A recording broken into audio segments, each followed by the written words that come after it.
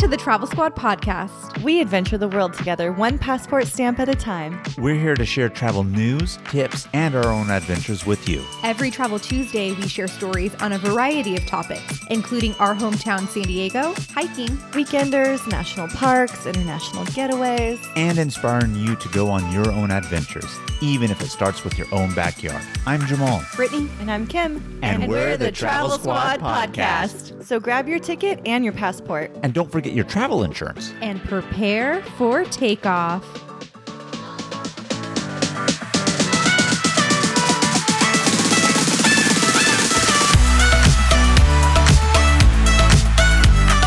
Hello, fellow travelers. Hey, squaddies. Hey, squaddies. Welcome to episode 109 of the Travel Squad podcast. Today, we're talking all about our most recent squad trip to Ecuador. I mean, what a great time that we had in Ecuador, ladies, right? Yes, it we was did. an OG squad experience. Zano's with us, but most exciting and a little bit weird about this trip was that it was our first international getaway since COVID. And by that, I mean outside of going to Mexico, which is our friendly neighbor to the south. We live right by, did a lot of that, but it was really weird being the first time flying to a new country since COVID. So a unique experience in that, right? But really fun time all around in Ecuador. Enjoyed it so much. Yeah, I did too. It felt so good to finally take a real legit trip. And it was great. I mean, I didn't know much about Ecuador going into it. We definitely purchased based on the sale. And I didn't say this to anybody before, but I was kind of thinking about it like, oh, we've already been to Peru. It's going to be just like Peru. Why did I waste my money booking this? I should have went somewhere I haven't been before. And I was like, it's going to be exactly like Peru. And I was really pleasantly surprised. It wasn't just like Peru. It was very different. It was very cool. I learned so much about Ecuador. We got to go to many different aspects of the country. We didn't even get to see it all. And there's still so much more to see.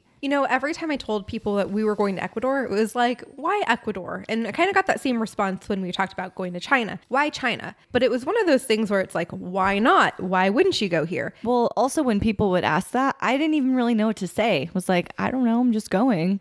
Like, what are you doing in Ecuador? I'm like, I don't know. I'm just visiting.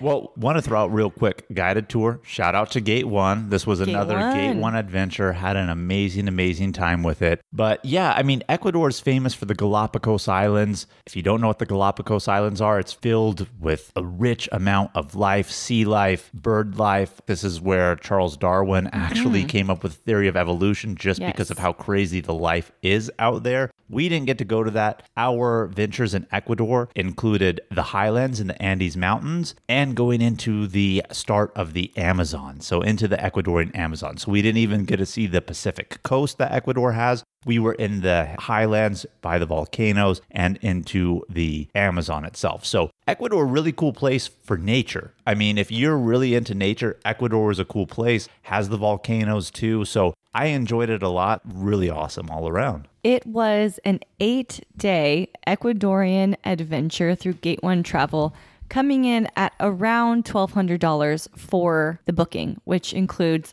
everything. Flights, hotels, transportation, tickets to attractions, and the majority of our meals. Breakfast every day, majority of dinners and lunches. I really enjoy guided tours. You don't have to think about anything. Everything is planned, and it's like really cool places you stay, really great food. The experiences are all put together for you. It's awesome. And like if there is a day where they don't include a meal, they'll suggest places for you to go and get a meal. So you don't even have to think about that. Yeah. And the few times we did have to get meals on our own, it was always a struggle. We were like, where do we go? What should we order? What is this stuff in my hot chocolate? I will say this, though. The one thing, and we'll probably get to it a little bit later, but just speaking of food as we are right now, that I'm going to throw out, my favorite thing about Ecuador in terms of food when we had to get stuff on our own, not that was included for us, which still was Ecuadorian, but not like out in the streets, if you will, and then local restaurants, was the empanadas. Ooh, and let me tell you this, when we got ceviche in Ecuador, you know, I have a Mexican taste for ceviche here. It kind of let me down.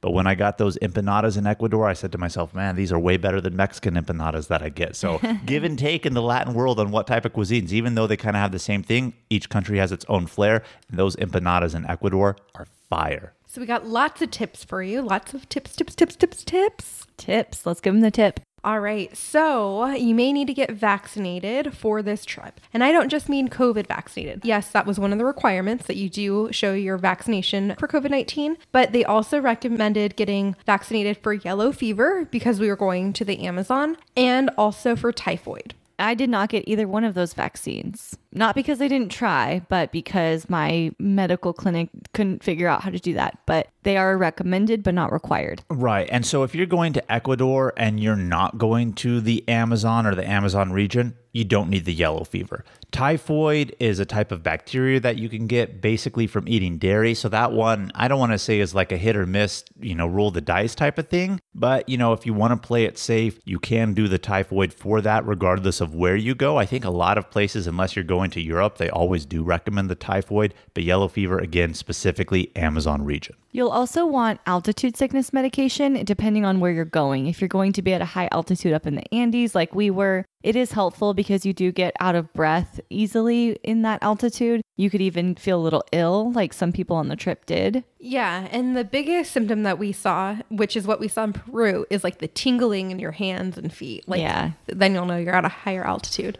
Yeah, you're up in the Andes. I think Quito was at about 8,000 feet. A couple of our hotels and places that we stayed were at 10 and 11,000 feet up in the mountains. So you will be high up there unless you are in the Amazon or on the coast. Ecuador is a very mountainous-oriented country and very, very high up. You'll also want insect repellent, especially in the Amazon. You don't want to get bitten up by mosquitoes or spiders. Another really great tip is that Ecuador uses a US dollar, so there's no need to exchange any money. And they also use American plugs, so you don't have to bring any adapters or converters. Yeah, one thing I want to say about Ecuador using the US dollar. So they definitely do, but it's interesting in a way because they will use change like our normal quarters, dimes, pennies, things like that. But also at the same time, they've made their own versions of that. So if you're using whatever dollar amount that you are and breaking it and get change back, you may get a mix of coins, American coins versus their coins. They spend the same and are at equal value, but definitely spend that Ecuadorian change first, because it's no good here in the US, so do use that. And also, I feel like this is every place in the world except for the United States. The United States uses dollar bills. Did not see dollar bills over there. I did. Did you? Yes. I never got a dollar bill back in change. The only change I got back in dollars were always coins. They were like the presidential dollar coins or the Sacagawea coins. I never got dollar bills back. The only dollar bills I saw were the ones that I brought.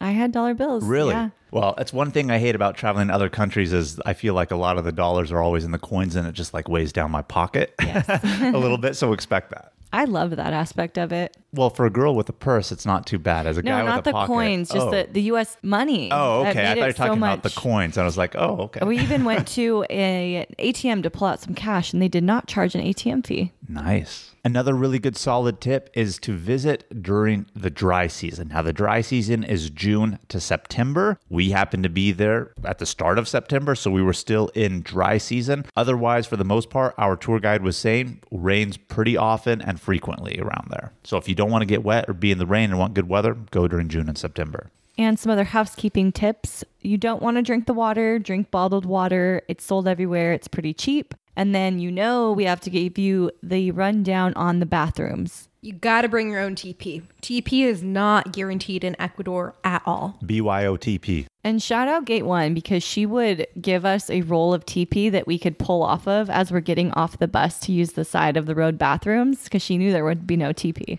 And some of the bathrooms, they would have the toilet paper holder outside of the bathrooms, like before you even walk in. So like male or female to grab. But there's like no privacy in that. Like what if you need more? Yeah, you're just like pulling down the whole roll. They're like, uh-oh. That's one thing I'm so used to here in the United States and in other countries. I'm fortunate enough that when we travel, I really don't have to go number 2 out unless like we're in the hotel, which in the hotel, it's a different story. But in those public restrooms, it's just like, man, like sometimes even when they have the attendants and you got to pay to use, which by the way, all these bathrooms that are public are pay to use, just like a lot of places throughout the world, except in the United States. They'll give you like a couple pieces of toilet paper. And it's like, what if you need more? What do you mean like a couple? That's crazy. Do you have to pay for a pile of toilet paper? I don't know, but I remember one of the men's restrooms that I went into. I don't know if you ladies paid attention to the prices that they had outside, considering our tour guide was paying for us, but they charged a specific price if it was like men just using a urinal versus men needing toilet paper. They charged more. Interesting. And you don't throw the toilet paper in the toilet. You throw it in the trash next to the toilet. Which is very similar to what we experienced in Peru. So now that we've wrapped up all of the tips, let's talk about our first day departing Miami and arriving in Ecuador. Yeah, so day one was our departure on Monday. We didn't mention this, except Brittany just kind of touched upon it. We did spend a couple days in Miami because our flights from our tour were out of Miami. On a Monday morning, so we did the weekend before. Absolutely. So we get to the airport and we're ready for our flight. Super, super excited to get a stamp in our passport for the first time since COVID. And I just want to say here, we used our travel hack that we always talk about. We tell you we will tell it to you if you give us a 5-star written review. We got ourselves upgraded from coach to premium economy, had our own cabin on the airplane, nobody pretty much in there. The seats were like 2 by 3 by 2. We were in the 2 by the windows, much wider, further reclined, had footrests for us. Oh, yeah. Super, super comfortable. So again, if you want that upgrade hack, please give us that 5-star written review and screenshot it, send it to us, and we will tell it to you. But what a way to start the trip in style, getting upgraded. Oh, that was really nice. It was amazing. And so that was about a 3.5-hour flight. So we touched down in Quito mid-afternoon, maybe like noonish, 1-ish. And our very sweet, happy Gate 1 tour guide is there waiting for us. Also, customs was very easy to get through, like extremely easy. Except for when we got through, someone pulled me to the side and I thought he wanted to look through my bag. So I put my bag up on the table and he was like, no. So then he like comes around. Not just someone, like a military dress. Military dress. So he's like, no. And then he asks me if I speak Spanish and I kind of do. But anyways, I told him no. So he was trying to ask me how much money I brought. And I did not have the money on me. I only had like $50. So I said $50 and he looked at me like I was an idiot. And then he asked me again and I said $50 because that's what I had on my person. And then he let me go. And I was like, that's such a strange question to ask. But apparently there are like regulations of how much money you can actually bring into the country. So maybe I looked really rich. Sketchy? No.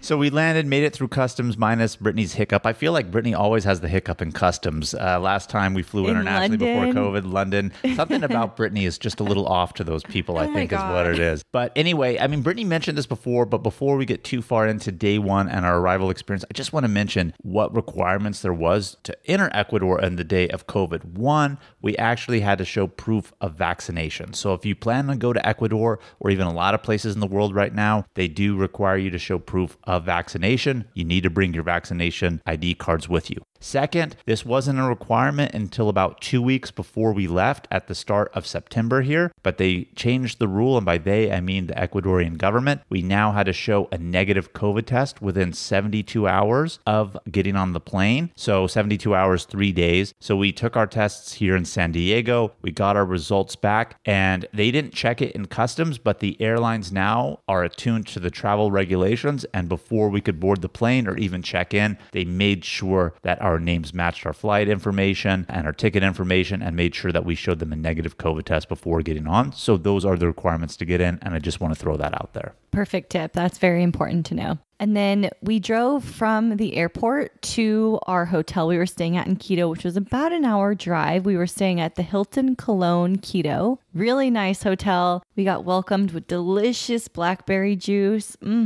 So good. It's funny. You think it's odd blackberry juice, but blackberry juice is a big thing in Ecuador. Yes. Every place we went had blackberry juice. And let me tell you something. It doesn't taste like blackberries that we have here in the States. And then when I eat them, I'm usually not like a blackberry fan. But I loved their juice. And what was really good, I don't know what they did of it, if it was like the juice with the pulp or they added something to it, but it had the texture of a smoothie. And I always felt like I was drinking something from Jamba Juice when we had it. And that was like one of the things I looked forward to every day was having blackberry juice, because every day we got really blackberry juice. So when we got to our hotel, our tour guide gave us a map and she was like, here are some places to eat around the area. Or if you want to go downtown to like the colonial section, here are some other places to eat. So she gave us some good recommendations and we were all pretty hungry. So we decided to eat right around the hotel area. We went to a place called Mama Clorinda and we had really, really great empanadas at this. Ooh, this was a traditional Ecuadorian food restaurant and the empanadas.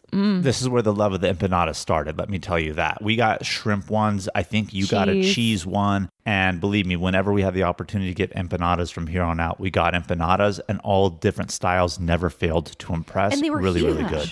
They were big. You know, I knew Ecuador was known for empanadas going in, but I did not know they were going to be that big. Yeah, they were really big empanadas. So we really enjoyed our dinner because it was like a lunch dinner situation by the time we had gotten into our hotel into Quito. And then we decided that we wanted to walk from that area down to downtown and we wanted to visit a place called Vista Hermosa, which was a place that was recommended for us to eat at, but we didn't want to eat dinner there. We wanted to go there because they had really beautiful views and get like dessert and drinks. Yeah, so our first day here after landing was pretty much a free day for us to do whatever we wanted. So our tour guide pretty much gave us those recommendations of what to do, what to see, and said, here, have at it. The reason why is because not everybody that was on our tour arrived at the time we did. As a matter of fact, us four, because again, Zaina came with us, plus two other people from our group were the first 6 to arrive in country, and people came throughout the rest of the afternoon and evening. So after getting those recommendations from our tour guide, Giovanna, we were like, all right, we have to go to Vista Hermosa because she said this is in downtown Quito in the colonial district. And by colonial district, I'm talking these old historic buildings that the Spanish built when they were colonizing and had control of Ecuador, South America. And it gives amazing views in this area, rooftop bar vibes. Kim got sold on that rooftop bar aspect of things. Yeah. So we had walked from our restaurant that we ate at for lunch to the colonial district and made our way to the top of Vista Hermosa. And it gave amazing views of Quito that we got to enjoy. They had the Spanish music and song playing, creating the ambiance. By the time we got there, it was close to sunset. Really, really nice and unique experience. So Jamal and I got dessert, and then Kim and I also got hot chocolate. One thing that surprised us was there was something inside of our hot chocolate. It might have been cheese. It might have been tofu. It was definitely I don't think it was tofu. We don't know Kim was yet. hard on the tofu. It looked like tofu. It tasted like tofu, but it was cheese. It was cheese. Apparently. Yes, because we even asked our server and he was like, it's cheese. But it was some type of weird cheese that they had in there. Had no flavor and it was hard. It was interesting. But minus that, it was a great experience up there. The hot chocolate itself was good. Just the surprise inside doesn't meet our local palates that we have. And this is where I learned to say, "Se sirve copa de vino tinto?" which means, do you serve a glass of red wine? And they did, and I got it, and it was delicious. You got your red wine and your hot chocolate with cheese. Yes, all the drinks.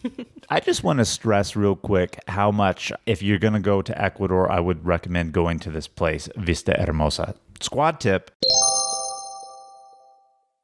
There's 2 locations. Originally, Brittany tried to route us to the wrong one. And we realized as we were getting close to going up a crazy set of stairs that none of us wanted to climb. I was like, no. She said it was in downtown. This is going out the other way. We Googled it, found there was a different location. So go to the downtown one. But the ambiance that you get being in the colonial district, overlooking the city, being high in the mountains itself, seeing the classic churches that they have there, it's absolutely beautiful. And we got there around sunset time. Really great ambiance experience for a cocktail or even just an evening coffee, tea, something like that to go do. And they do have heaters on the balcony because Yes. it got a It little was chilly. cold. They turned on the heater. It was perfect. Also on the rooftop, they had stairs up to another level. And it looked like you could have like a private event in that area. Yeah, there was So- even a table set up with like a heart of red rose petals on the table. Like it looked like a proposal was about to happen there. So it took us almost 40 minutes to an hour to walk there from where we originally were in Quito, but we decided to take a cab ride back because we didn't want to walk back in the dark. Cab ride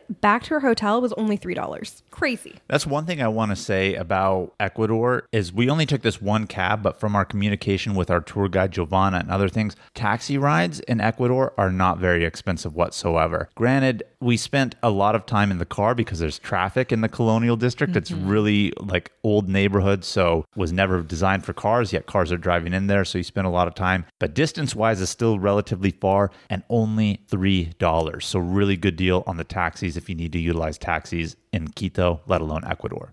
Hey travelers, let's take a quick detour to talk all about our travel itineraries that we've created just for you. We now have 6 different trip itineraries. 1 week in Kauai, An American Southwest weekend or road trip, A week in Yellowstone and Grand Teton National Parks, a road trip adventure featuring all 3 of Washington State's national parks, Big Island, Hawaii, and an Arizona road trip that features all 3 of Arizona's national parks. We are obsessed with these. These itineraries are 20 to 30 page PDF guides with every detail of the trip laid out. We're talking where to fly into, the exact route to take, where to stay, park entrance prices, where to eat, and driving distance between attractions, plus what things to see and do, even the hikes we recommend and their mileage and the time to allot for each one, and so much more. We have story highlights on our Instagram at Travel Squad Podcast where you can see the full guides. We've done all of the research and have taken these exact trips, taking out all of the guesswork from the planning, so all that you have to do is show up and have fun. Purchase your comprehensive Travel Squad podcast itinerary on our website at travelsquadpodcast.com. Best of all, they're on sale right now for $30. So travel on over and get yours today. Ryan Reynolds here from Mint Mobile.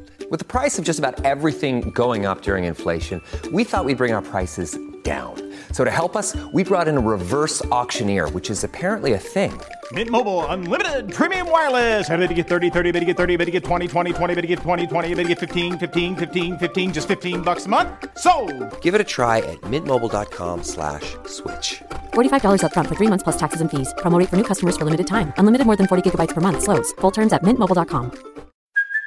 Hey, it's Kaylee Cuoco for Priceline. Ready to go to your happy place for a happy price? Well, why didn't you say so? Just download the Priceline app right now and save up to 60% on hotels. So whether it's Cousin Kevin's Kazoo Concert in Kansas City, go Kevin, or Becky's Bachelorette Bash in Bermuda, you never have to miss a trip ever again. So download the Priceline app today. Your savings are waiting. Go to your happy place for a happy price. Go to your happy price, Priceline. All right, day 2 was going to the equator. We were so excited for this, but that's not all we did on day 2. We woke up in the morning. We had not a buffet, but an included breakfast at the hotel. Gate 1 at the beginning of every tour does like a welcome orientation kind of a thing. Sat in a circle. It looked like an AA meeting. We introduced ourselves, where we're from, blah, blah, blah. Had more blackberry juice. It was very good. And people are trying to outdo themselves. Like, this is my 16th Gate 1 tour. Yes. This is my 15th Gate tour, but I have 10 more booked on top of this. There were some Gate 1 diehards on this trip. I don't blame him. Gate 1 is legit, by the way. It is. This was Brittany and I's 4th, was it not? Yes. So we're working our way close to being some of those people over there when we do the group circles again. And this route of Ecuador was the first time they have done it since COVID. So over a year and a half that they had trips paused. And so we were the first bunch to be back on the road with them. Yeah. So these welcome meetings are really just one, so we can meet everybody that we're going to be traveling with, break the ice, get more in touch and in tune with our tour guide. And most importantly, for her to just kind of tell us what it is exactly we're going to be doing. I mean, we all booked the itinerary, we received it, we know it, but just to hear her tell us, hey, this is the game plan, this is what we're doing, this is what we're going to be seeing.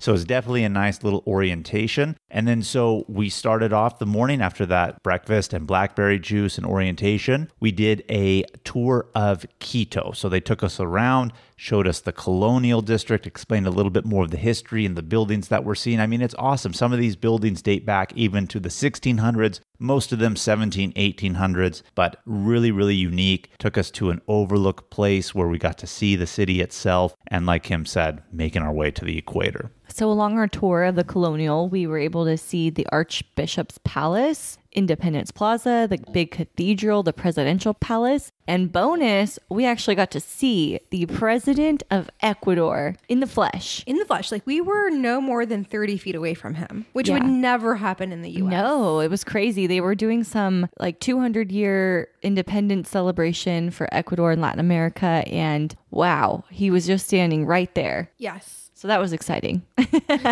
And then we also went to a church, and it was called La Compañía de Jesus Church. And it's so beautiful on the inside. You can't take any pictures on the inside, but it's very beautifully gilded, like gold interior everywhere. And it's just really, really nice and impressive to just enjoy and walk around and gawk at. And something cool about Gate 1 is that you're not just taken on this tour and given all this stuff that's included. You are getting a history lesson of everything you're seeing. So it was pretty cool, the background story of the entrance to this church, where it was so gold, layered everything, and it had a really big sun painted on it. These were things that they did to the entrance of the church to attract the indigenous people to the church so that they would convert to Catholicism. So things like the sun and the gold and how the sun hit it and gleaned off of it would attract people there and would help the Spanish achieve their goals of colonialization. Yeah, very unique. That's one of the things, too, that I like about guided tours in general is like when you go to someplace in Europe or someplace in Latin America and you're experiencing a city, yeah, it's cool to see the architecture, the buildings,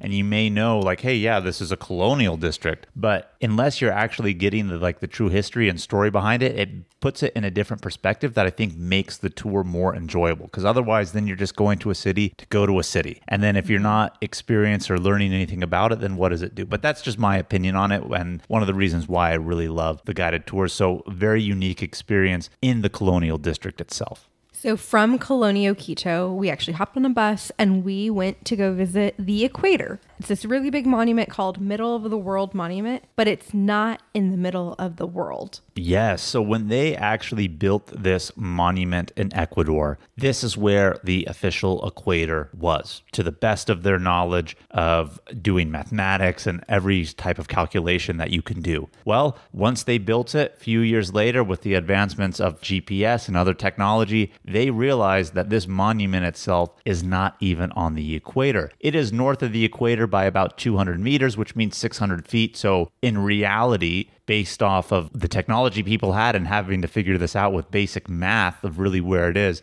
to be off by 600 feet is quite impressive, quite honestly. But this monument, they acknowledge it now. It's not really in the real spot. They know it, but it's still a monument to go to that marks the equator. It's the namesake of the country of Ecuador. Ecuador means equator in Spanish, right? So it's a big, big thing for them. But I myself said to the girls, you know what? I'm cool with this. I love it. It's here. Let's take our photos. But I really want to go to the real equator. And I had read online before the trip that there is a place around in that area where you can exit the monument plaza that they do have, and you can stand on the real equator. So we asked our tour guide about this. She said, oh, yes, it's here. You could go there, do that. So we did that. And yet we found the location where it was, but we were unable to go and stand on the official line because where it falls on now is on somebody's private land. They've turned it into a business. You have to pay to get in, which is fine. We would have done that. But they said they don't just allow anybody in. They require you to do it as a tour, and it takes about 45 minutes. So we walked about 15 minutes to get there, and we're pretty much told that we can't stand on the official equator, which was a major, major buzzkill for me. I'm not going to lie. Major buzzkill.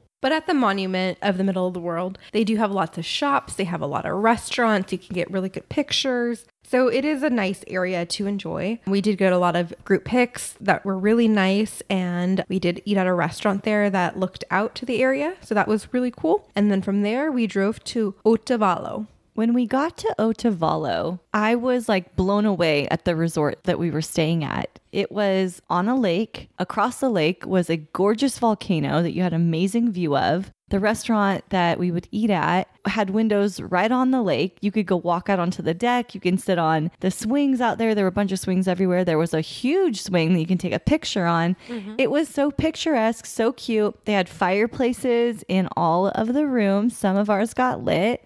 Some of ours didn't. Don't rub it in, Kim. Don't rub it in. But it was just beautiful. I loved this property, and I was not expecting it at all. I loved it too. I mean, these hotels if you want to call them that, because I hate to do it a disservice by calling it a hotel, it was almost kind of like a little hacienda in a way. And we had our own little pueblo or whatever term you really want to use. Very, very nice building, had the fireplaces, but there's something to be said about the scenic beauty of being high up in the Andes Mountains at the foot of a lake and a volcano, and you look across the lake and you see the top of a volcano. I mean, what an amazing experience in and of itself, and just the scenic beauty. And I loved it because the whole grounds of the resort area were beautiful. We had time to go into that restaurant and bar area, get some drinks, look out onto the lake, volcano, talk with people that are on our tour, get to know them, because again, this is technically really the first official day. So a nice experience all around. And that's where we started having some of the wine out there, where Kim loved to practice her Spanish with the requesting a cup of red wine. Yeah, we had our welcome dinner here, the official Gate 1 welcome dinner. So we sat down in the property's restaurant. They welcomed us with this nice warm tea that was like cinnamon, and it had alcohol. It had rum in it, I think. And it was really good, though. I thought it was just a cinnamon tea. And then our tour guide told us, oh, no, there's alcohol in there, too. And I was like, even better. Like, this is good. Like, it was good. It was really good. The fireplace was going, and then we had our meal selection of our app, our main, and a dessert. Absolutely amazing. Is this the dinner where you got a little saucy and slurred your words on asking for a glass of wine? Well, also a drink was included on top of that welcome drink that you got. So when they came around, I had, like I said, just learned how to say Copa de Vino Tinto. But instead, I somehow said Copa de Tinto Vinto. It was so funny at the time. My gosh. Well, because we were pre-drinking before the included drinks with dinner, too. So we were having a good time and making good use of our first official day on the tour. So at dinner, they asked who wants their fireplace to be lit while we're at dinner. So Jamal and I are like, yes. Everyone's like, yes, yes, yes. And we get back to our hotel and we're like, there's no fire going. What the heck? So we just keep waiting and waiting and waiting and nothing happens. Jamal actually goes back out to make sure that they're coming. They say they're coming and no one came by. Well, yeah, because when we had gotten back to our room from dinner, so again, at dinner, they asked us, do we want our fireplace lit? They're going to send workers from the hotel to light it. When we got back to the room, we actually noticed that we had turn down service. They put a chocolate on our bed. We discovered something in our bed, very pleasant surprise, bolsa de agua caliente, which means basically a bag of hot water. And it's a rubber balloon pretty much that's filled with hot water. You have a little pouch that goes over it, so you're not actually touching the rubber itself. It's actually really cute, really quaint. And this is their way of heating up the bed. So I thought to myself, like, okay, well, they've been in the room. We've already told them that we want the fire. They didn't light the fire. So I find our tour guide who's still in the restaurant and say, hey, are they coming? She says, oh, yeah. And I said, okay, I just didn't know because we already had turn down service. She's like, no, they're going to be coming. Nobody came. I even took my wine that I had left over from dinner. I was like, ooh, I can't wait to have my wine sitting in front of the fireplace. This is going to be nice. And I didn't drink that cup of wine because I was holding out for that fire that never came. Lo and behold, we wake up in the morning and Kim and Zaina tell us, oh, how nice was that fire? I'm just like, you're fucking with me, right? No one came for the fire. Like, no, we have a fire. And then sure enough, showed me the burnt wood in there. I'm just like, we did not get a fire. Disappointment. Yeah. But that bolsa de agua caliente, fire. I am sold on that for life now. Great, awesome thing. We've just recently bought it off of Amazon. Can't wait till it comes. I loved it. We came in, our sheets were pulled back. There was a little piece of chocolate on the bed. There was a bolsa de agua caliente in the bed. The guy came in shortly after, pitched a fire for us. It was supreme relaxation. You know, the only thing that it was missing was an alpaca rug in front of the fireplace. Keep saying that. Like, how'd you get that in your head? It's an inside joke. We heard somebody one time say that it was one of their, I don't want to say fantasies, but they really wanted to make love in front of a fireplace on a rug and a roaring fire, a big roaring fire on a rug. But they wanted like a bearskin rug, but since we were out of the country, an alpaca rug. So that's why she keeps saying alpaca. Okay, alrighty. Well, now I know what you guys are into. That's why I saved the wine, Kim, and the fire never came. That's too bad because my wine with the fire was really nice. I bet it was. Okay, day 3. Now we're in Otavalo, and one of the biggest things that this place in Ecuador is known for is the Otavalo market, where the local people have handicrafts, a lot of blankets, tapestries, different kind of arts and crafts that they sell in this massive market every single day. Yeah, so we got to experience the market, but I think you jumped a little bit ahead, Kim. We forgot in the morning we went to the waterfall that was in the area. I hope I'm not butchering the pronunciation of it, but I think it's called Peguche. Is that not how you say the name of the waterfall? Right. So this is, again, up in the mountains, first thing in the morning before we went to the market. We went here. Our tour guide was telling us that before the colonization by the Spaniards of Ecuador and that region, this waterfall was actually a place that the indigenous people would go, and it had some sort of spiritual purpose for them. Do you ladies remember what it was that she said that they did there? It's twice a year on the summer and winter solstice. They want to honor the bad energy, bad demons, just as much as they do good, because, you know, they believe that there is this contrast in the world and you have to honor it. Like yin and yang. Exactly. Dark and light. And so every year on the solstice, thousands of people come from around this area and they have a 7-day party basically. So you're drinking the chicha, you're playing music, you're dancing, and it's 24/7. And apparently it's the same song and the same dance over and over and over again. And they go to this waterfall first to cleanse themselves, right? And then they do this party, and then that is where they end the 7 days as well, clearing off the bad demons. And so it sounded fun. We weren't there during the party. If we're there during the party, I'm rocking it, by the way. I could tell you that. But the waterfall itself, really beautiful. This area is in a forested area, has trails for you to follow that leads up to the waterfall. Not very far of a hike at all. I would say it's probably less than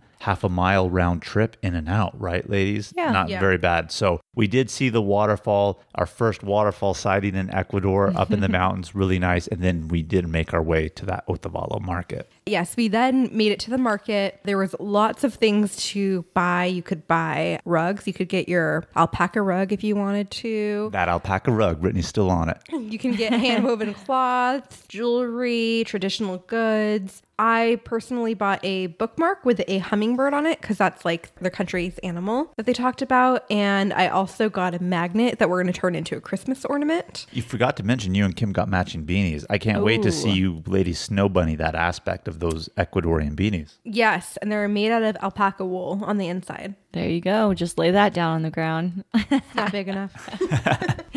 Yeah, they had tons of stuff. I really wanted to get a table runner, but they didn't have the right size for my table. They have a bunch of different like little toys and music things and tapestries and shot glasses and, you know, all that kind of like souvenir type stuff. Lots of artwork. People were bargaining for hats as well. Oh, yeah. Oh, and that's a funny thing that I learned. The Panama hat isn't from Panama. It's from Ecuador. That was a unique story, and it became known as a Panama hat because they sold them there to avoid taxes and things of that nature. So when you see those Panama hats, they're really Ecuadorian, I guess, and there's a reason why. But I don't remember the story too much to go into full detail, and I don't want to steer you guys astray. But realistically, I mean, I know you guys said that at the market, really souvenir stuff. Souvenir for us, but Otavalo really, I don't think is a touristy area. So this is stuff and crafts that people really buy for themselves as locals to have that they need. You know, the beanies, the gloves, the tapestries, things of that nature. Tons of blankets. I was very close to buying a blanket, but I didn't end up getting one. I was very close to buying a scarf, but I did not buy one. We had lunch here as well after we were done shopping. We stumbled upon this little, I don't even know what you would call it. Little cafeteria area? It was like a door you walk in, and then it was a hallway of different food halls. It's like it was a food hall. It was basically their food court, but not like a big food court. It had like maybe 5 different vendors in there. Pretty cool though. And we got empanadas. These ones were made with corn instead of flour, and they were so good. Bomb. It was like shredded chicken and cheese. Oh my God, they were so good. I really want one right now. I'm all about the Ecuadorian empanada. I will tell you that. I mean, they were really, really good. So that's where we had our lunch. We got to experience the waterfall, the market, but the real highlight of day 3 here that I think we were all super excited for way before the trip, as soon as we booked this itinerary, which, by the way, we were supposed to go September of last year, got canceled because of COVID, went this year September. So, I mean, this one was a long time coming, and we were all super excited for day 3 tonight, which was Termas de Papallacta. So Papallacta is a city, but the resort is built around these natural thermal hot springs that we got to experience at 11,000 feet up in the Andes Mountains. And my God, was this one of the highlights, if not the highlight for me, of the entire trip. Yeah, I would have to agree. And the scenery was so picturesque. Huge mountains, the fog everywhere, the steam coming off of the gorgeous thermal pools that were literally right outside of your door to your room. Literally. Yeah, we got there, we got some tea because it was a little chilly out, and then we immediately changed into our bathing suits and hopped right into the thermal pools right outside our rooms. Like these are right there. Quite honestly, you go to a hotel and you got to walk to the pool if there's a pool area. No. I didn't have to walk anywhere. I stepped outside the porch of my hotel room and boom, there was a natural thermal pool. Now, when we say natural, this is naturally fed thermal water. Clearly, this is a resort area. They've done it up so the pool itself is man-made, not going to lie, but that didn't take away from the ambiance of just sitting in those natural thermal waters, looking up at the mountains, the lush greenness, seeing the fog, like you said, and clouds up in there. And that was really great. But the selling point of it also was later that day. This is a resort spa area. We had a spa package treatment that we got to partake in. Yes. So we booked a spa package in advance and we had no idea what it was even going to include. We were just like, sign us up. Spa package? Yes. Actually thought that we were going to have to go outside of the hotel. Like that was my initial thought. So I didn't know what was really included. But when we got to the spa, we learned that it was a 30-minute soak in the thermal pools, a 20-minute experience in the steam room, and then a 30-minute massage.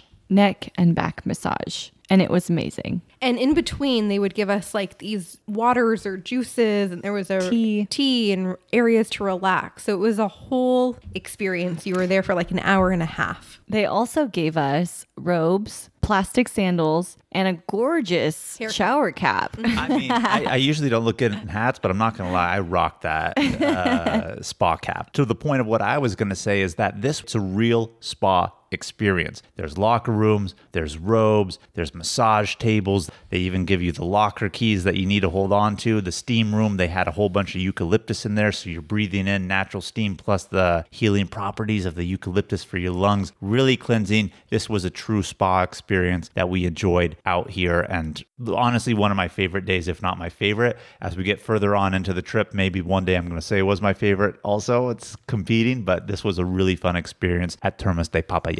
I wish we had more time. Yes. Here, because I could have used another day to soak and lounge and get another massage and enjoy another spa package. Yeah. And that is, I guess, pros and cons of guided tours. The con is that you're on a pre-created tour. So even though we would have liked to see another day, that's not what the tour had in store for us. So unfortunately, we didn't. But when we go back for the Galapagos, we'll be staying here again. Absolutely. Definitely. I would specifically come to Termas de Papallacta, even if we went back to Ecuador to just go to the Galapagos. Yes. I would come spend some more time out here. Totally. But before we move on from day 3 and this awesome experience, I just want to throw a shout out to the awesome food that we actually had here at this resort for dinner after our spa treatment. All of us, except for you, Kim, ended up getting the local trout, which here in the United States, I don't get trout because I know it's usually stocked in the lake, whereas over there, I know it's natural. It was so good. But you ended up, what did you get? You got the pesto pasta, which was really, really good. Yeah. And let me tell you this, I'm not even just saying this, when you go to other countries, Italian food can sometimes be like,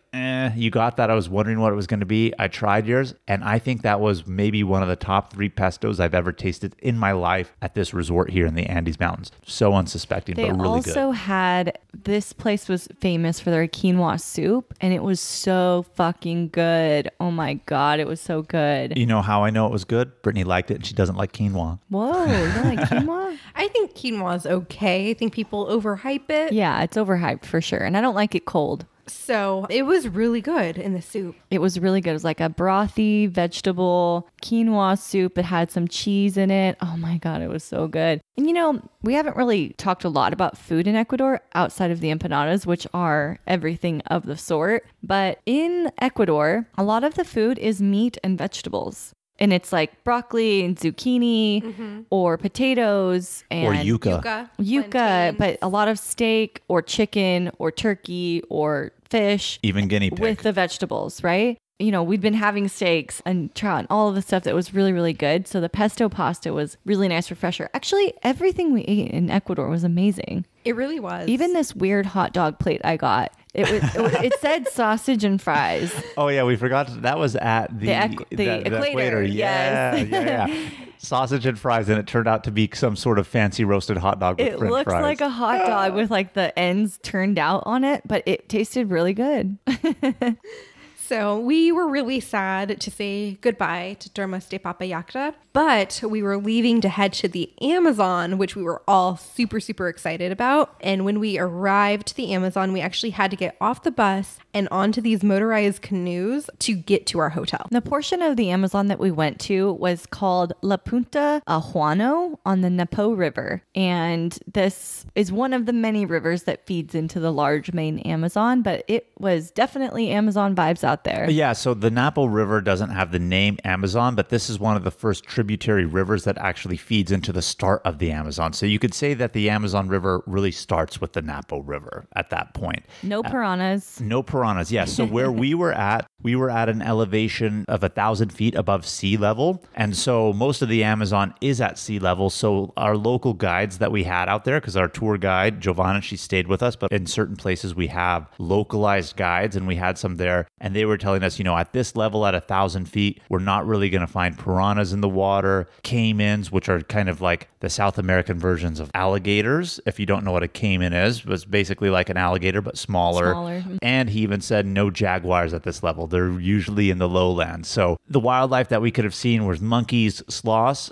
We'll get to the point where we did see a monkey on a hike, or some of us did. It was very well camouflaged, but we did end up seeing some sort of wildlife in that respect on it. But, we're at the edge of the Amazon itself, just getting into it. So you can see the highlands of the Andes Mountains, and we're just right at the foot getting into the Amazon. And riding those canoes with all those trees around us on the river, you could see all the lush greenery, the canopies of the trees, and then we round the corner of the Napo River, and then you could just see our resort on the edge of the cliff overlooking. And it just got me so freaking excited to come up to that and be like, wow, we're going to stay at this lodge on the river here in the Amazon. Crazy. It was a really amazing property. When you get there, you have to get off the canoe, then you go up a whole bunch of stairs. It's uphill because you're on the side of a cliff, but amazing views when you get to the top. You have the pool and the bar overlooking the Amazon. You go to your hotel room and there's no window to your hotel. The hotel faces out towards the Amazon. There's just a big screen. Then there's a balcony with a huge hammock laying out, and you just hear all of the sounds of the Amazon, the running water, the birds, the insects, everything. And it's just like so serene to be there. I initially thought, oh shit, there's no AC. There's no windows.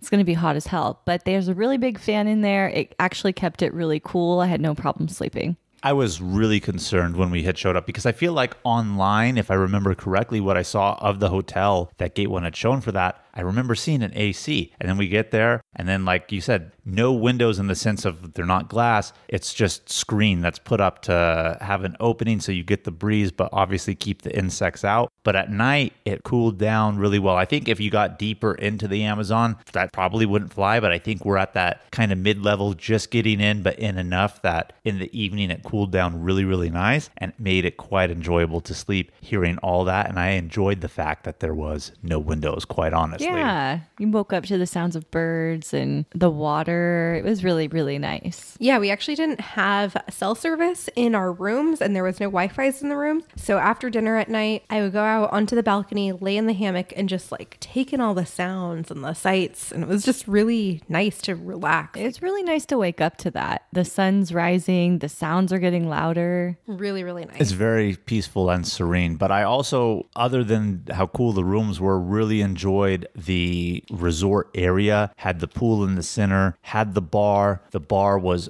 an open bar. It's not like it's a closed-in building. I mean, you have a little roof over you, but you're sitting out on this deck area. Really amazing ambiance all around. So when we first got to the hotel, we enjoyed our experience exploring it, getting drinks, having lunch. But then our first day in the Amazon, we got back on those canoes and we rode to a little island not too far away where there's actually still an indigenous tribe that lives there. So our tour took us to their homes and pretty much showed us the daily life of the indigenous people that still live out there in the Amazon, and what an experience that is. Well, what an experience even getting there, because they told us you're going to need to get some boots. So we all had to go down to this room, pick out boots in our size, get on the canoe with these boots, life vests, everything, canoe over, and then we had to transfer canoes. Like we had to take a canoe and then we got to a piece of land. We had to cross the land and then take another canoe. But on that piece of land in the middle, we had to cross some like mud and sand. And this is where the boots came in hand, because it was like quicksand almost. We almost lost Zaina to quicksand. Yeah, Zaina almost fell into it.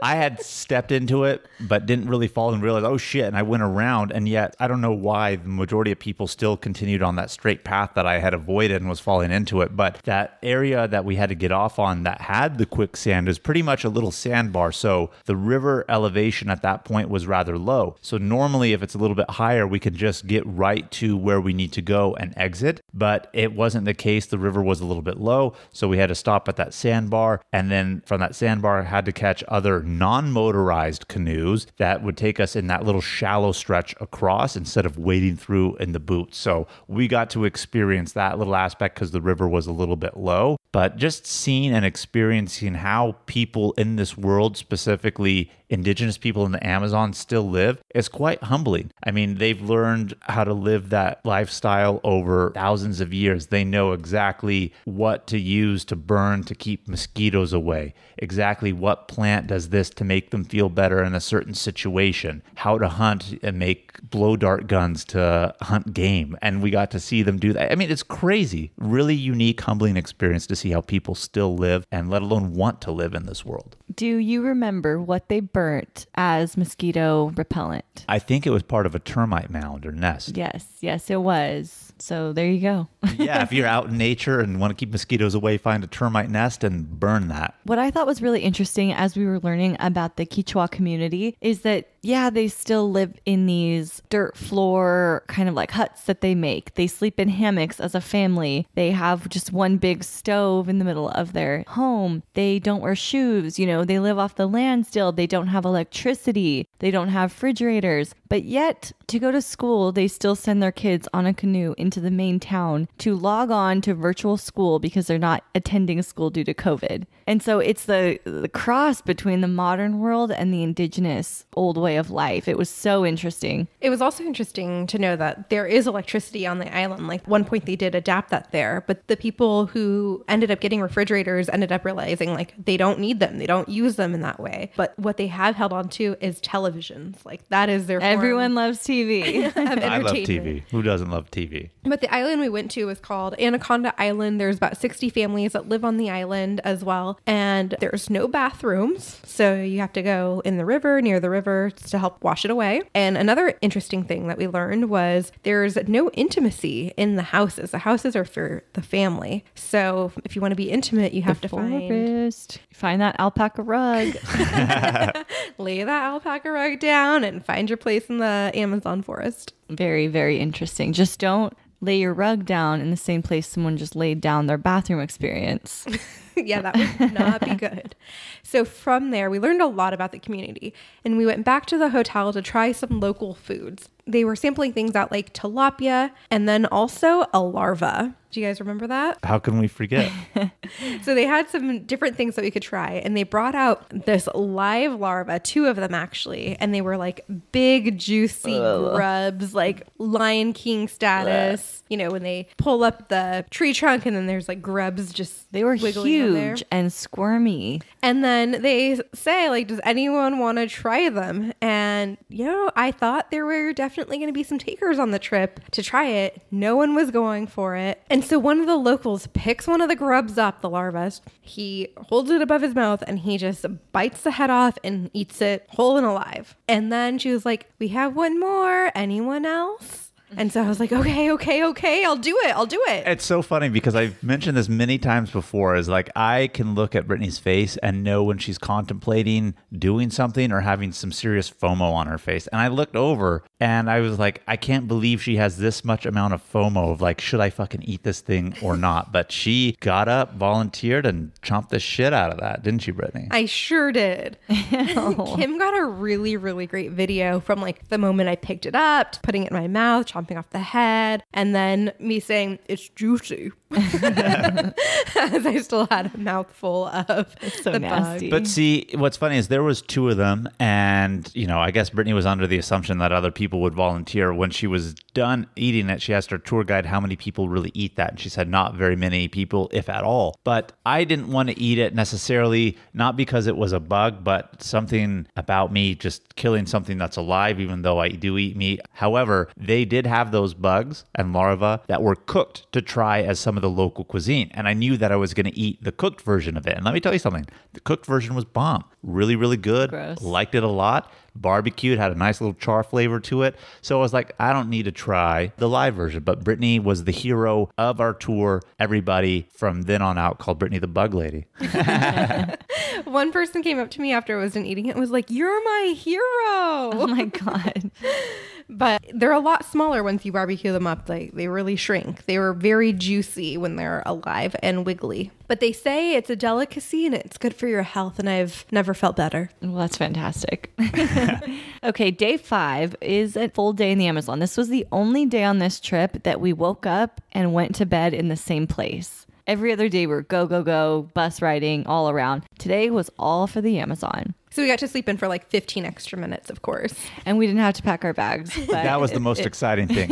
As much as I love Gate 1 and guided tours, I wish sometimes we had more time to stay in a hotel because I hate having to pull and pack a suitcase every day. Mm-hmm. I could live out of a suitcase as much as I don't really like to do that. I'd like to unpack, but to pack every day is kind of an annoying thing. So this was an enjoyable aspect of waking up. And what a great way to wake up. Hearing the river, hearing the birds chirping in the morning, still hearing that faint little bit of the insects kind of die off because the day is approaching. I mean, what a serene, beautiful, natural way to wake up. But what did we do day 5, ladies? We took another canoe again to another island and we went to the Misichocha Private Nature Reserve and we did a 2-hour hike in the Amazon rainforest. I guess you could call it a hike because we were stomping around and going uphill and downhill, but it was such a slow pace because every so often we would stop and we learn about this tree or this plant or this frog that looks just like a leaf on the floor of the forest. So it was a lot of education, but it was all really interesting stuff. Yeah, very fascinating. What I really liked about this aspect of our tour is, so the hotel that we stayed at was the Casa de Suezo, which is the House of the Swiss. And so this is a big resort in this area of the Ecuadorian Amazon. So they themselves have purchased this land of that nature reserve that we had gone to. So nobody can venture and experience this area of the Amazon except for us or people staying at that resort because it's their own private land that they have in there. But they don't develop it. They obviously keep it really, really natural. So again, we take that canoe ride, we get there, we start our tour, and our tour guides who are locals to the area tell us all about the Amazon,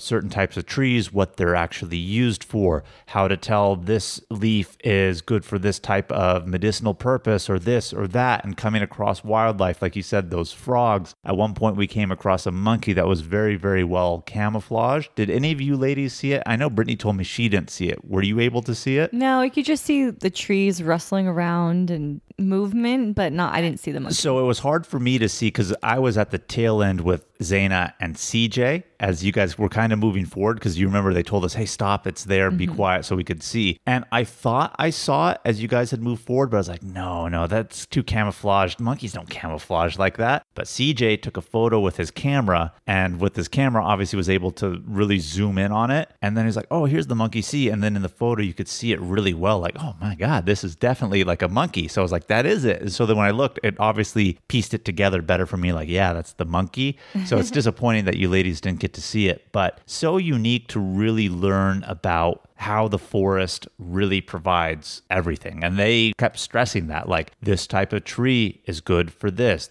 leaf is good for that. You get bit by a snake, this leaf, if you chew it and put on your skin, will kind of draw the poison out. If you get cut, this one will coagulate your blood so that you stop bleeding as fast. I'm just like, look at all this natural medicine that's out here in the rainforest. It's so crazy. Yeah, so we learned a lot. It was very, very educational, but there were also some fun points along this hike as well. Like there was a little basket zip line. It's like one person in the basket and you sit in it and it's a little zip line across to get to the other side. It was really fun to do and you're closed in, so it feels safe. And then there was also a suspension bridge that you have to cross and you're crossing pretty much one person at a time as well. But those were really fun, thrilling things along the hike as well as the educational pieces. Yeah, and those were things that they had to put in because it wasn't like, hey, let's just put this in for fun. I mean, we needed that suspension bridge to pass the ravine and we needed the zip line basket in order to pass another ravine. So they put these in here specifically for the need of it, but such a unique and fun experience to be sprinkled in there with the hike. And then once the hike wrapped up, this is when the fun really got started. So some of the trees they have out there makes this balsa wood. It's very light and floats really well. They make rafts out of these balsa wood planks. And then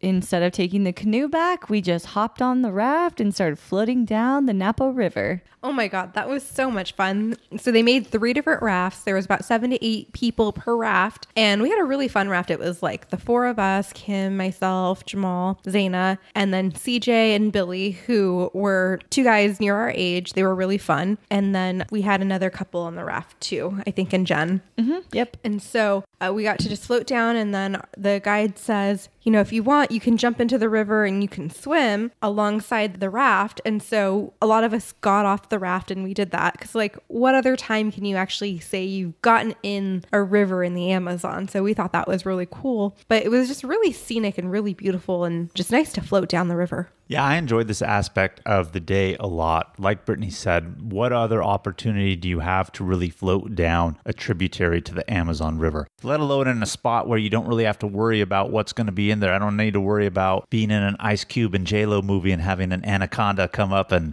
chomp me, or caimans or piranhas or anything like that. We were at a good spot where they're like, no, it's really safe to actually get in the water. Don't worry about it. And so serene to just float next to the raft and just make our way back to the hotel that way. And one of my favorite times or experiences of the entire trip, right up there with Termas de Papallacta. We actually didn't float all the way down to the hotel. They actually got to a point where they put our canoes right next to the raft and we had to hop from the raft back into the canoe because there are rapids right next to the hotel that aren't safe for us to go through on the raft. So that's what we had to do, which was very interesting because we transferred midwater from the raft into the canoe. So then when we got back to our hotel, we had our nice lunch there. Every day we ate there. Breakfast, lunch, and dinner was a nice buffet spread. It was amazing. Wow. And then after lunch, we packed up again because we had afternoon excursions planned for the jungle. Yeah, so Jamal, myself, and Zaina, we went to the Canopy Adventure Park. And Kim was originally booked on this as well, but she decided to book a different tour more suited for her. But at the Canopy Adventure Park, we had to take a truck ride to the base of a mountain, hike 20 minutes up to the mountain, and then there was an obstacle course in the canopies that they've built. And so you have to be harnessed in, you're strapped in, you learn all about the safety of the harnesses, and you go through 2 different obstacle courses. A lot of fun. Like there's a zip line. It's like a ropes course almost, where although you're strapped in, you're like suspended high in the trees and you have to cross like a bridge, or you have to jump from one side of a plank to another, or there's a whole bunch of ropes that you have to like untangle yourself within. So it was a lot of fun and I definitely got bruised up, but it was an experience for sure. It was definitely a fun experience. So this afternoon portion here with the Canopy Adventure Park that we did, what Kim's going to talk about later that she did, there was another option also. These were paid on options that you could do that weren't included with the tour, but were at a reasonable price to add on. Otherwise, if you didn't do anything, you're staying back at the resort, which is a great option also because the resort is really, really awesome. But you talked a little bit about what we got to do in the Canopy Adventure Park, Brittany. You didn't talk about the chaos that ensued when we first got there. After we made our way to the top of the mountain, you got a beautiful overlook of the Amazon area. You could see the river. They had this one nice deck area that they built, which is where we're really supposed to sit and suit up into our harnesses. Obviously, we're up there. I know it's the Amazon. I'm looking around. I don't see anything. I think, okay, we're all fine. We're good. We can sit down here and do it. And so everybody did. And then all of a sudden, we start hearing Zaina and Billy panicking and screaming a little bit. And we're like, what's going on? All of a sudden, they disrupted some sort of bullet ant nest. And then the bullet ants start coming out all over the place, all over the deck, like biting them, getting on everybody's backpacks and harnesses. And so it was a whole debacle for a little bit there, really avoiding it. Because it's not like, oh, these are just ants. These are really big ants. And if they bite you, they really fucking hurt. Like, you do not want them to bite you. So that was our little ordeal. But eventually we got out of that area. Ants went away and we were good to get up into the trees. But you got to be careful up in those trees because those ants are in those trees too. So if you put your hand on the wrong spot, you could get bit while you're doing that ropes course also. When I realized what it was that we booked, I knew immediately I was going to change it. I didn't even know what it was we booked. I don't like heights. I don't like adrenaline things. I don't enjoy that stuff. So when I found out it was like a ropes course up in the air, I'm not interested. And I really wanted to see wild animals. So there were several different options you could pick. And so I switched it to the animal rescue, which was out in the jungle, that also came with a visit to a cacao farm. So my experience was much more pleasant. We left at the same time. We put boots on. We went in the canoe. I thought we were going to like a zoo, but we actually just went out into the jungle and we hiked up the mountain, and it was all outdoors, just a nature walk where you're walking around. Some animals are in cages, some are not. But when we first got there, there's monkeys everywhere, wild monkeys in all the trees, little squirrel monkeys, bigger monkeys, everywhere, just fling, fling, fling. Like everywhere you looked, like we couldn't stop taking pictures. They were just everywhere. So that was really cool. And then we got to go around and see the parrots and the tapirs and the caimans and monkeys that were in cages that were hurt or they were trying to rehabilitate for some reason. So that was a really fun experience. I even saw wild jungle turtles. That's awesome. Jungle turtles? Yes. Interesting. Big tortoises that were in the wild, and then some in this big enclosure with water and stuff. So that was exciting. And then after that, we took another canoe to the cacao farm. And so we thought we're going to a chocolate factory. But that was very dumb to think we're in the middle of the Amazon. We're not going to a factory. It was actually just more of the Quichuas people's homes where they were making this. So they actually grow the chocolate plant there. They showed us what it looks like when you open it up, the whole process it takes from roasting it to cracking it to boiling it. She made a nice chocolate fondue right there with us. Yum. Chocolate fondue? Yes. This is the first time I'm hearing about this. What? Yeah, you talked about the animal rescue, but I feel like summarizing the trip when we did our stuff, I don't remember you telling us about this. She told me about it. She got chocolate on her jeans. Oh, nice. Well, see, you heard the story. I didn't hear this. I'm enthralled by your chocolate fondue situation. Yeah. So the same day before we went to see the Quichua community, we were in their home with the big stove in the middle. Same situation we were at the cacao farm. And I actually got to grind up the beans myself in the hand grinder. It looked like a little meat grinder. And then we cook it right there on the stove, add some sugar, add some plant that was like a lemon plant. You squish it up and it brings out the fragrance. Very nice. Then she brought out a platter of fruits and we got to dip the fruits in the chocolate and have some of their tea, the chicha tea that they make. Very nice. Yes, it was amazing. Like the alcoholic one? You guys got to try that? It wasn't alcoholic though. No, it wasn't. Okay. And I shouldn't say alcoholic, the fermented one. Yeah, no. I think it was one I only ferment a short time. A 2-day ferment situation. Yes, not a 1 week.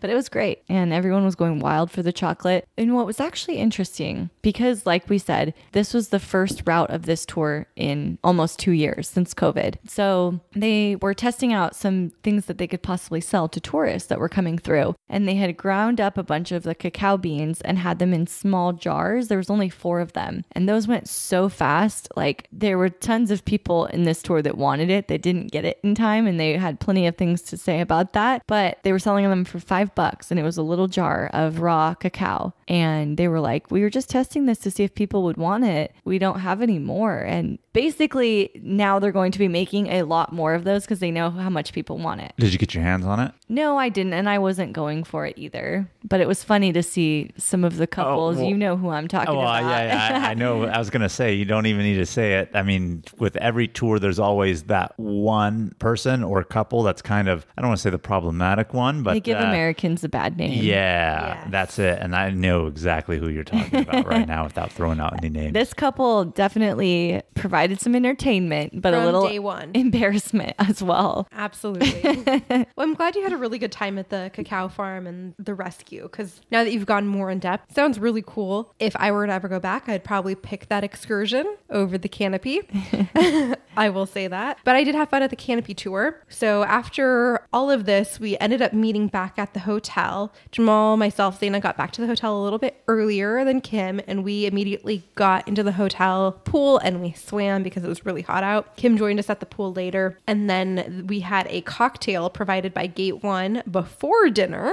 Then we had an amazing dinner, probably one of the best meals we had at this hotel. The mushroom cream chicken was so I don't even good. like mushrooms, and I liked it. It was so good. And then we had a drink with dinner. And then they invited us for another cocktail at the bar after dinner. And then they invited an indigenous family who sang and danced for us. That was really cool. And it was a total surprise to us that that was going to happen. And it was like 10 young women, 10 young men, and then the shaman family leader. And so it was really cool, the native music and dancing. And they even pulled us up on the dance floor with us. They were popping confetti. Jamal was getting down on the dance floor. Oh, yeah. You know me.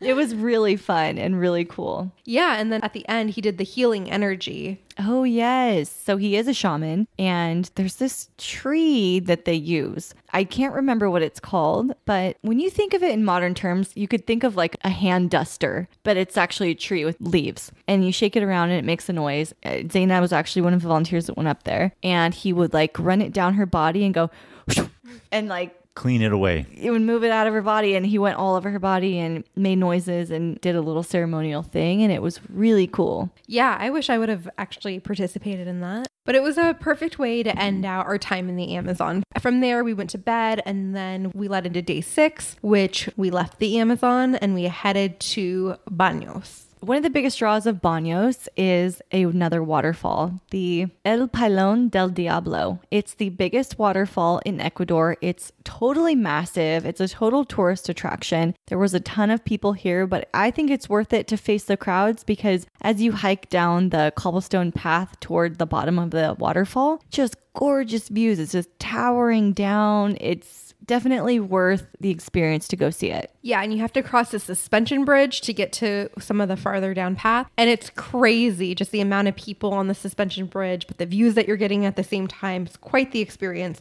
There's more than one entrance into this waterfall area. So there's one area where you can get to that there's so much water coming off of the waterfall. It's just drenching and soaking people. I don't know if you guys looked down and saw the people in ponchos that were like getting Yes. completely drenched. And we're like, how do we get to that area? But you have to get there from the other side. So there are different ways into where the waterfall is, but definitely worth checking out. Very beautiful cobblestone trail, suspension bridge, and views of the waterfall. The waterfall itself is quite impressive. I enjoyed this experience very, very much. It is crowded, so that is the one drawback. And then they do say that no more than 50 people should be on the suspension bridge at a time. It looked and felt like a lot more than 50 people were on it. They weren't regulating it, but we took photos, and apparently the girls did a count, and realistically, there was never more than 50 people on it. Yet when we were there, I swear it felt like there was at least 70 to 80 people on it, but we've done the count from our photos and it looks like we were within regulation, but still a little nerve-wracking to go that way from the direction which we did, which was at the top of the falls down. We didn't do the second entrance, which was starting at the down and getting to the base, but it was still pretty cool to see from our side, and we definitely enjoyed the El Pailon del Diablo waterfall. But after that, we did get to go more to the downtown Banos area,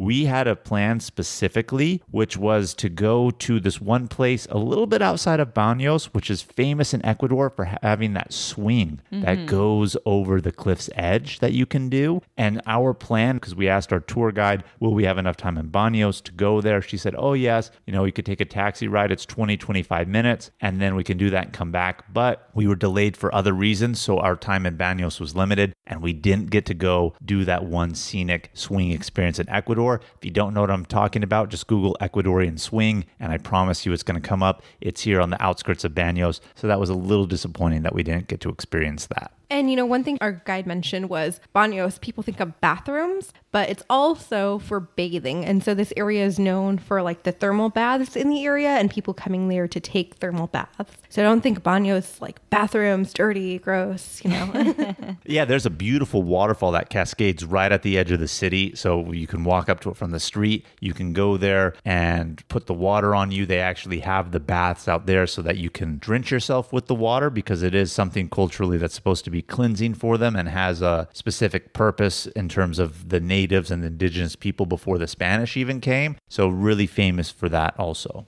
So from there, we headed to Patate Hacienda Lito. And this is another very beautiful resort hotel that we stayed at. Very beautiful backdrop, gorgeous views of a volcano in the distance, fireplaces in every room. This time we actually got the fireplace lit. Got it lit this time. And they had in the bathrooms these really deep bathtubs. All of the girls took a bath. I enjoyed my bath with a glass of wine. Really relaxing. Bubble bath. They also put the bolsas de agua caliente in the bed, so that was amazing as well. And the property was just absolutely gorgeous. So we really enjoyed our time at this property. But this hacienda was really cool. Again, we're high up in the Andes. We have a beautiful view of a volcano when the clouds want to be nice to us and we can actually see it. But this hacienda was originally built in the 1600s. Now, it has had issues where it's been needed to be refurbished a couple times. So certain areas of it is not as old as the 1600s, but that just gives you a time period piece of what this hacienda looks like. Really old 1600 style architecture, and an amazing experience and backdrop to be in high in the Andes Mountains. And this was one of the final nights that we had, and a really nice final place to stay before we headed back to Quito, which was our last day. But one thing that I really enjoyed about this night in particular was the whole ambiance of it, because in Banos we got wine, and then we had nothing to do in that area except enjoy our time at the hacienda. And it was nice to just open that bottle of wine with everybody else who bought bottles or had alcohol, and just sit and relax and enjoy the courtyard area, the scenery. Amazing time and experience. Yeah, I was going to say that too. And I think that's also something really cool about Gate 1 tours is you're traveling with a group of 30 people for 8 days. So you get to know these people. You're talking to them every day. You're hanging out with them. So you start to make friends. And I really, really enjoyed that. Drinking our bottle of wine on the deck of the hacienda with a group of new friends. That was really nice. So moving on to our last day here, day 7. This is on Sunday. We left Patate and started to head back to Quito. But heading back to Quito, we had a few stops that we made. One of them was to an indigenous community that are actually said to be descendants of the Incas. So this is a non-touristy place, but we passed it along the way, and we met up with somebody who showed us how they live. So it's not like the indigenous people in the Amazon region, but these are indigenous people that really didn't have a lot of Spanish colonial influence, and again, descendants of the Incans,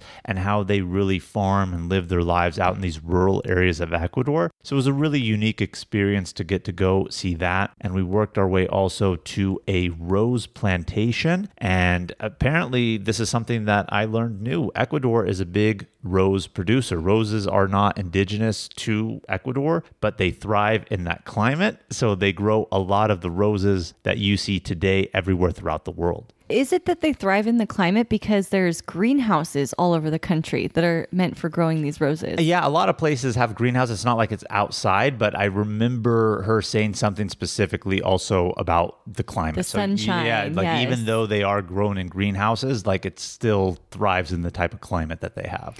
Yes, and the one we got to tour was called Rose Success, and it was really cool to learn how roses are grown and see all the pretty roses and stuff. There were so many roses. But what's crazy is that they produce the world's roses, and so for Valentine's Day, they go crazy with production, and they told us how they stop growth or speed up growth for different holidays, or the royal weddings. When they have events, they get all their roses from Ecuador and different preferences from different countries. And then it's 3 tiny days between getting roses from Ecuador's farm all the way to wherever it's going in the world. Yeah, and I think that's really why roses are expensive, because they were telling us how much it would cost to buy roses a dozen in Ecuador, and it's not even over $3, really, really cheap. But I think when you buy roses, they're expensive because they have that short lifespan window of how many days it can really sit in transit before they start. I don't want to say to go bad, because there's still a shelf life by the time they get to their destination, but realistically 3 days. So I think the expense of your roses is the cost of shipping to get there, which is a completely unique thought to me, but obviously makes sense. Yeah, we also, while we were in the greenhouses, they showed us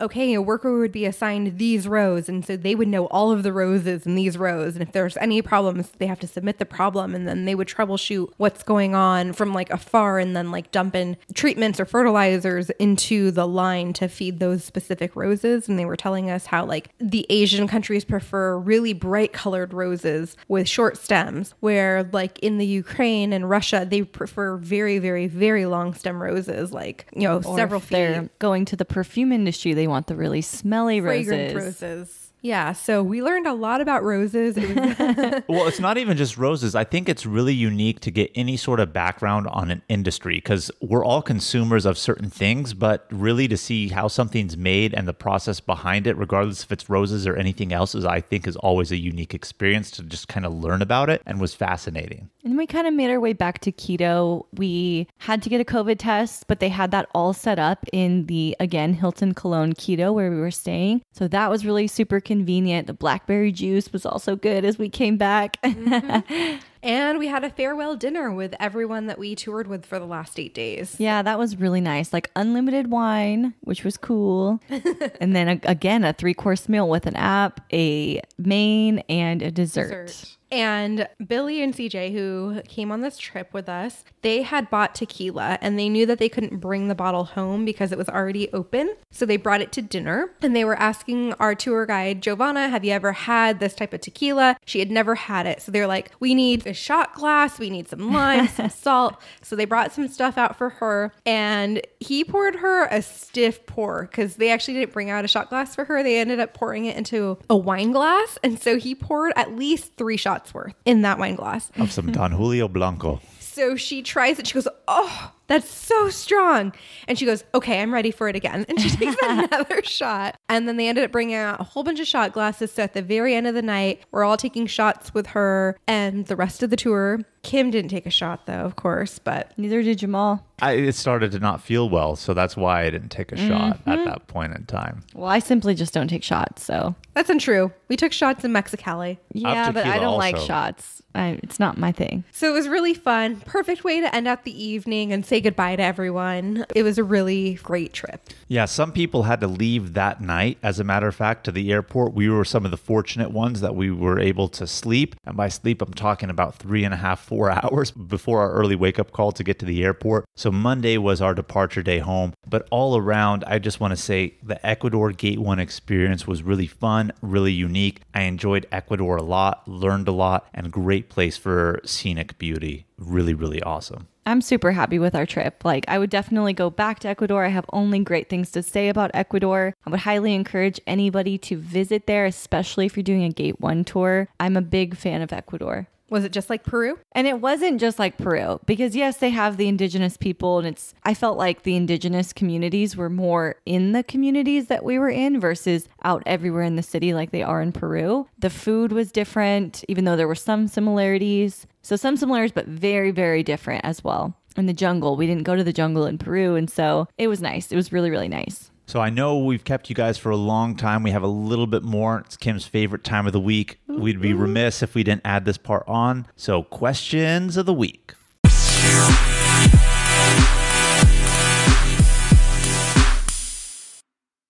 All right. We have 2 questions coming in. We asked on our Instagram at Travel Squad Podcast, what questions do you want to know about Ecuador? And we got a few good ones. So Charlie and Liam are asking our first question, and they're asking, what was the most offbeat destination you went to that you'd recommend? But I think we know the answer to this one. Definitely the jungle, because, you know, when you think of off the beaten path, this is the only place we didn't have good Wi-Fi connection or any cell phone data at all. And then just being out there where the local people are still very much living off the land, very much off the beaten path. Yeah, I would say definitely the jungle for sure. I mean, if you were to just cruise down that river, maybe you'd see indigenous people as you make your way into Brazil in certain areas. But I mean, quite honestly, going from where we were, if you were to just take that east, you could probably encounter nobody along the river also. So, I mean, that's off the beaten path. Like, that's the start of the beginning of nothing but jungle all the way to the ocean, and the complete opposite side from the Pacific to the Atlantic. And then Jamie Lynn is asking, do you need to be in good physical condition to take this trip? So I would say no, not really. I mean, yes, you have to be active, but we also had one of the participants on the trip. She was 83 years old and she really rocked it. She was definitely on a lot of the hikes that we went on. She was out exploring in the jungle. She didn't do some of the more active things, but that was a good thing, is that you could back out of something if you didn't want to do it. She was definitely an inspiration. Quite honestly, when I'm 83 years old, I hope I'm traveling just like her still. She not only was 83, but she was solo on this trip, and she had just gotten there from another trip a week in Colombia. Damn. So she was killing it. I want to be her. I want to be her. And obviously she was a little fragile and sat out of some of the things, but she just had the local tour guides in the jungle who were young, strong men who were guiding her along the hikes and stuff. And I mean, she did everything pretty much. Definitely active, but definitely doable, unless you have some sort of condition that makes it so that you can't walk for a long distance or do something like that. Yeah, the only thing I was thinking is if you were in a wheelchair. I feel like even in Europe, it would be hard to find places that are like wheelchair friendly or ADA compliant. So, all right, squaddies, that's our episode for the week. Thank you so much for tuning in. Please keep the adventures with us by following us on Instagram and YouTube at Travel Squad Podcast, and send us in your questions of the week. If you found the information in this episode to be useful, or if you thought we were just plain funny, please be sure to share it with a friend that would enjoy it too. And as always, guys, please subscribe, rate and review our podcast, and tune in every Travel Tuesday for new episodes. Stay tuned for next week's episode. We have some more amazing adventures and tips in store for you. Bye, squaddies. Bye.